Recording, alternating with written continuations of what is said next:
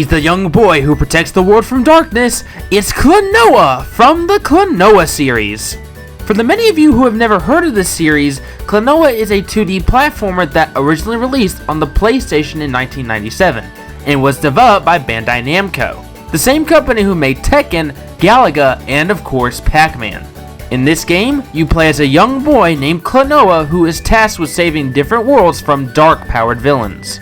Despite that common story trope, the game is incredibly unique with its 2D and 3D elements, memorable characters, and fun world designs. However, for some reason, Klonoa is arguably one of the most overlooked franchises in video game history. Seriously, as great of a series Klonoa is, it's gotten very little attention in the modern gaming era, with the most recent title just being a simple remake of the original two games. Despite that, Klonoa has gotten a bunch of support to be a fully playable fighter in Super Smash Bros., and is also one of the most requested characters to be given a Smash moveset here on this channel. So today, I'll be granting everyone's wish and make a moveset if Klonoa were to ever jump out of Phantom Isle and onto the Super Smash Bros. Roster. So starting off, Klonoa here will be a slightly below average mid-weight character. He'd have two very floaty jumps and would be able to wall jump and glide by flapping his ears. But now, let's dive into his costumes. Well, actually, before that, this video is sponsored by StreamStation PC. For those of you who've never heard of StreamStation PC, StreamStation PC is a website that sells PC equipment, but not just any PC equipment. Each PC here is custom made and was made with gaming in mind. These are high quality gaming PCs that can run up to 60 frames per second and even supports 4K resolution. So if you'd like to order a custom-made gaming PC, head on over to StreamStationPC.com. And if you'd like to get a small discount while simultaneously supporting my channel, then use the promo code on screen. And now, back to the video. Okay, now let's dive into his costumes.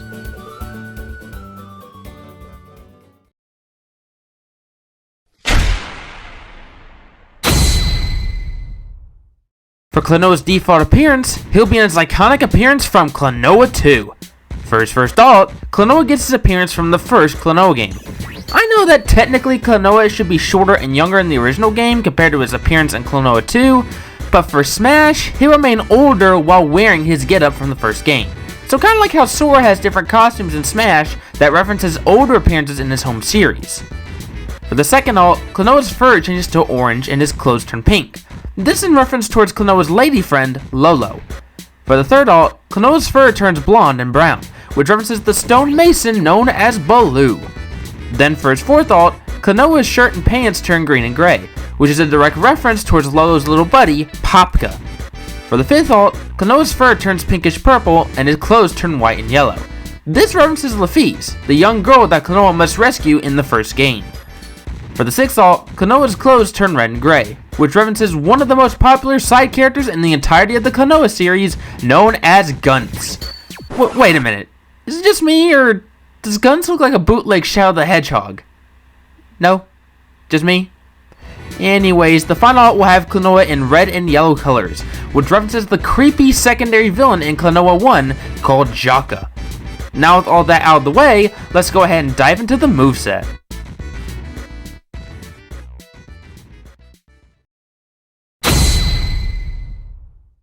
Now, despite popular belief, Klonoa is in no way, shape, or form a ripoff of Sonic the Hedgehog.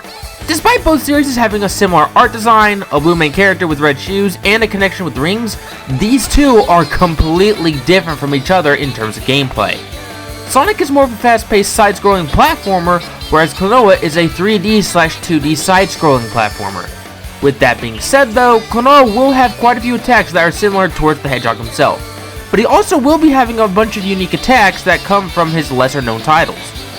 So starting off with the jab, it'll be a 3-hit jab where Klonoa punches forwards twice and ends with a kick. It may be like Sonic's, but it's slightly weaker by comparison. For the dash attack, Klonoa will perform a sliding kick on the ground, similar towards Mario's dash attack hilariously enough. For the side tilt, Klonoa swings a beam from his ring from high to low, which acts like a quicker version of Marth's side tilt. This actually comes from an ability that Klonoa had in the odd crossover known as Namco x Capcom, which is an RPG that featured various characters from both Bandai Namco and Capcom. For the down tilt, Klonoa performs a simple leg sweep downwards. It's pretty weak compared to most down tilts, but it is pretty quick. For the up tilt, Klonoa raises his ring upwards, but when he does this, a bit of wind shoots out from the ring, which can launch foes pretty high into the air. It's not that strong, but it does have incredible knockback compared to most up tilts. For Klonoa's forward smash, Klonoa equips his big hammer that he got in Klonoa Heroes and proceeds to slam it forwards. This smash attack is incredibly deadly, as it has the ability to KO foes at early percentages. Unfortunately, it has a lot of start lag and a lot of end lag, more so than usual even. For the down smash, Klonoa equips his hammer again, but this time he spins it with it multiple times. Despite spinning, he only launches foes on impact. For the up smash, again, Klonoa equips his hammer and swings it upwards a single time. It's slightly weaker than his forward smash, but it's still really strong. For the neutral air, Klonoa spins multiple times, dealing multiple hits of damage until the final hit. For the forward air, Klonoa spins head first, which also deals multiple hits of damage until the final hit.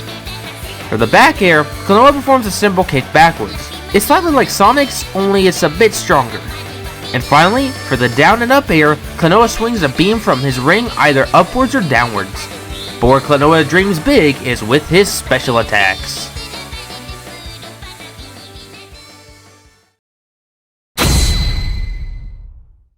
For Klonoa's neutral special, Klonoa will be utilizing his most iconic ability that he's used since the beginning of the series, the Wind Bullet. For this attack, Klonoa will shoot out a small gust of wind from his magical ring.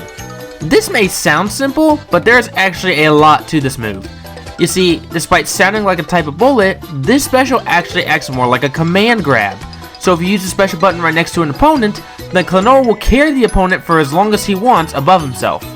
Once an opponent's grabbed, Klonoa has one of two options. He can simply throw the opponent forwards by pressing the special button again, or he can jump off of them by using the up special. If Klonoa decides to throw the opponent, then the opponent counts as a moving hitbox, so other players can actually be launched by the caught foe if they happen to have not been grabbed by Klonoa beforehand.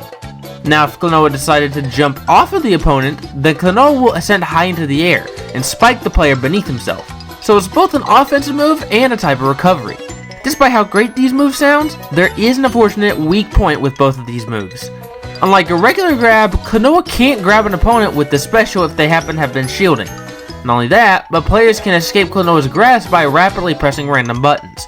If that happens, Klonoa will actually suffer a bit of end lag as he wonders where the opponent went to. Now for Klonoa's side special, Klonoa will ride on an airboard and slide forwards. Mechanically, it behaves like a weaker version of Wario's bike, where Klonoa can move forward and launch foes on impact. However, unlike Wario's bike, Klonoa can freely perform a jump without hopping off of the airboard and can even do a single air dodge.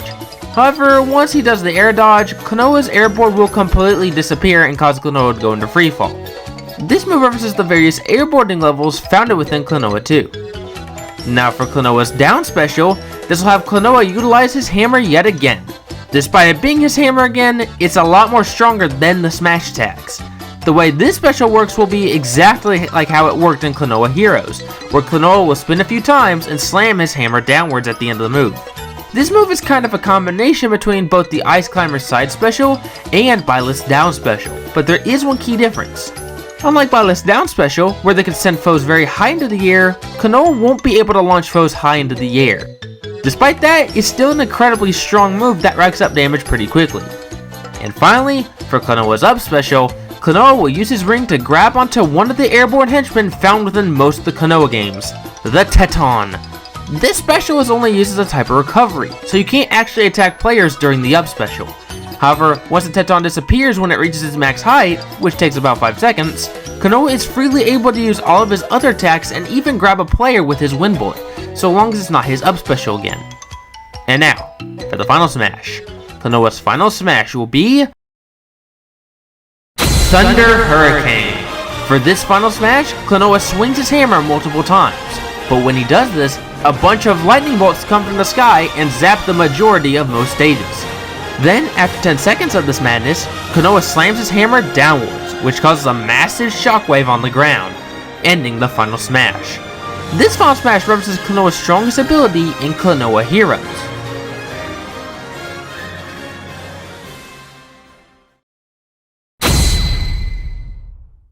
The stage of choice is the Phantom Isles from Klonoa Door to Phantom Isle. This stage mechanically works like the Skyloft stage in Smash, where it takes the players from one part of the isle to the other. It usually stays in Windmill Hills, but occasionally the stage will go to some of the other locations found within both Klonoa 1 and Klonoa 2. In the background, you can see various characters like Lolo, Hugh-Pow, and Popka cheering on the players.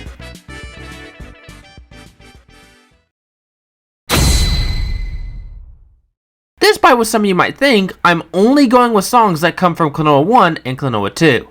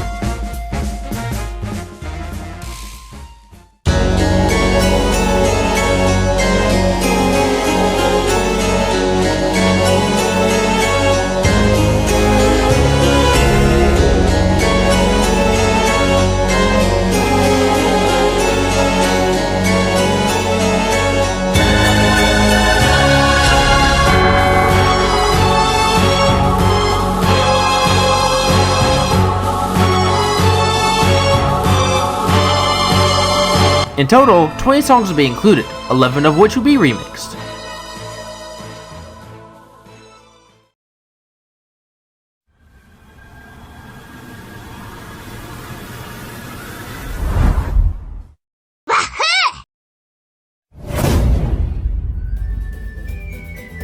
And that would be if Klonoa joined Super Smash Bros. I'm well aware that a lot of you were anxiously awaiting a moveset for this little guy, and I can see why so many of you were wanting me to make a moveset for him. Klonoa is actually a great series. It's a shame that his series doesn't get too much recognition, but rest assured, I think that one day, Klonoa will get his chance to shine, whether that be in a brand new game or his appearance in Smash Bros. Either one of those to me is a big possibility.